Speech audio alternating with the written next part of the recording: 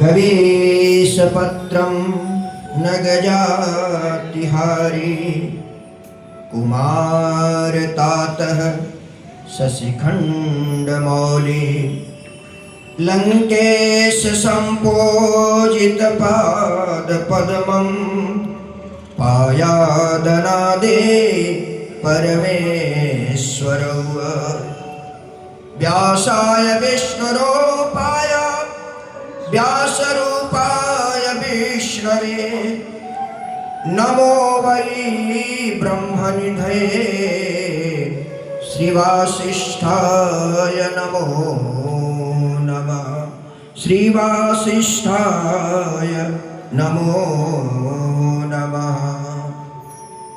सद्गुरुदेव के पावन मंगलमय चरणों की अभ्यर्थना के साथ व्यासपीठ पर पूर्वावाहित समस्त देव शक्तियों को प्रणाम करते हुए अभी परिचय कराया। अनुज है, मेरे छोटे भाई हैं, लेकिन व्यास है। दुनिया जिस पर आस करती है, दुनिया की समस्याओं का समाधान जहां से निकलता है, उसका नाम है व्यास। लेकिन आज उल्टा हो गया है।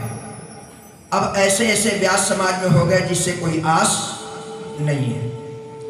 आइए मैं एक चीज आप लोगों से पूछना चाहता हूं कि आप किसकी कथा सुन रहे हैं? पक्का?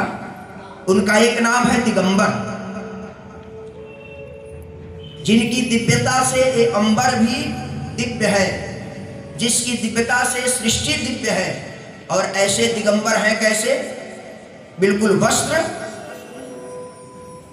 से दूर है। मैं कितनी माताएं बहनें बैठी हैं, मैं पूछना चाहता हूं कि कितनी माताएं बहनें ऐसी हैं जो कथा में बैठी हैं? जरा हाथ ऊपर करके हमें आश्वस्त करेंगी क्या? कितनी माताएं? वाह, क्या बात है। कितनी ऐसी माताएं बहनें हैं जिनके अंदर कथा बैठी है? जरा वो हाथ ऊपर करें, जिनके अंदर कथा बैठी है। देखो, कथा में बैठना अलग बात है, कथा को बिठाना अलग बात है। समस्याओं का समाधान तब मिलता है जब कथा में बैठना तो आवश्यक है, लेकिन कथा को अपने अंदर उतारना, बिठाना आवश्यक है। आप दिगंबर की कथा सुन रहे हैं और भगवान कहते हैं मैं दूंगा, और जिस पर मैं अपनी कृपा दृष्टि डाल देता हूं, मेरे विश्व क्या सृष्टि में कोई ऐसी हस्ती नहीं है कि उस व्यक्तित्व का विनाश कर सके। लेकिन ऐसे मैं कृपा दृष्टि डालता नहीं हूं। जैसे मैं नंगा हूं, वैसे कथा सुनने वाले को भी नंगा बनना पड़ेगा। नंगा मतलब क्या हुआ? वस्त्र उतार दें? भगवान कहते हैं नहीं, मैं ये नहीं कहता कि वस्त्र उतारो, वस्त्र अर्थात माया का हरण करो। माया रूपी वस्त्र को जीवन से जैसे निकालोगे, वैसे भगवान शिव बिल्कुल साक्षात्कार कर देंगे, आपके सामने दिखाई देंगे। एक बात तो फिर कहेंगे कि क्या करें? अब घर छोड़ दें, परिवार छोड़ दें, बच्चे छोड़ दें, नौकरी छोड़ दें, व्यापार छोड़ दें? नहीं, भगवान शिव कहते हैं नहीं नहीं। अभी व्यास जी ने गणेश जी की बड़ी अच्छी प्रस्तुति की। गणानाम ईशः इति गणेशः। और गणेश जी सारे पूजाओं में प्रथम है, अग्रगण है। छोटी पूजा हो या बड़ी पूजा हो, इसका मतलब VIP पर्सन है ना। आपके पास 10 करोड़ रुपया मिल जाए कथा के बाद, क्या करेंगे? सुंदर मकान बनाएंगे, अच्छी गाड़ी लाएंगे, सारी व्यवस्था को अप टू डेट करेंगे। तो जब गणेश जी इतने VIP पर्सन है, तो फिर चूहा क्यों पकड़ लिया? कोई मोटा तगड़ा बाहर पकड़ दे। गणेश जी कहते हैं देखो, देखने में कृष्णकाय है, छोटा है, पतला है, लेकिन इसका पुरुषार्थ इतना तगड़ा है कि अपने बल भरोसे, अपने पुरुषार्थ से कितनी भी कड़ी मिट्टी हो, खोद करके रहने का घर बना लेता है। अपने जीवन में परमात्मा को प्राप्त करना है तो पुरुषार्थ करना पड़ेगा।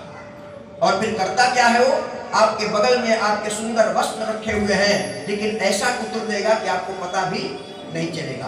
पुरुषार्थ से परमात्मा मिलता है तब जब अपनी बुराई को स्वयं काटने का हम प्रयास करते हैं। हमको न परिवार छोड़ना है, न व्यापार छोड़ना है, न घर छोड़ना है, न नौकरी छोड़ना है। इनमें जो आसक्ति है, उस आसक्ति से निवृत्ति का ही नाम क्या है? शिव कथा। कल्याण तभी हम कर सकते हैं जब आसक्ति मुक्त जीवन हो। आसक्ति भरा जीवन से कभी कल्याण होता ही नहीं है। आसक्ति से निवृत्ति का ही नाम तो शिवत्व है। इसलिए कथा अभी दूर है, लगभग यह 9 दिन की कथा। ये तो मैं कहता हूँ कि पुरुषार्थ है तुम्हारे पास। हम लोग 9 दिन की कथा 11 दिन में कर पाते हैं, और ये 9 दिन की कथा 7 दिन में कर लेते हैं। ये तो पुरुषार्थ की बात है। तो इसलिए मैं निवेदन करूँगा, कभी कभी ऐसे जीवन में व्यक्तित्व का आना होता है जो हमारे जीवन की दिशा और दशा दोनों बदल देते हैं। मुझे भरोसा ही नहीं, विश्वास है प्रभु पर कि ये व्यास जी जब ये हासिल करेंगे तो मेरे छोटे भाई बन जाएंगे, अनुज बन जाएंगे। लेकिन इस समय अग्रज है, व्यास अग्रज होता है। इसलिए मैं कोटि कोटि व्यासपीठ को नमन करते हुए पुनः एक बार प्रार्थना आप लोगों से करूंगा कि यह कथा आपके जीवन में त्याग, तितिक्षा, वैराग्य, सद्विचार, सद्व्यवहार के रूप में परिणित हो। इन भावों के साथ आप सभी लोगों का बहुत बहुत ढेरों ढेरों शुभकामनाओं के साथ मेरा प्रणाम स्वीकार हो। व्यासपीठ को नमन करते हुए निवेदन करूंगा अपनी कथा को आगे बढ़ाएं। ओम शांति।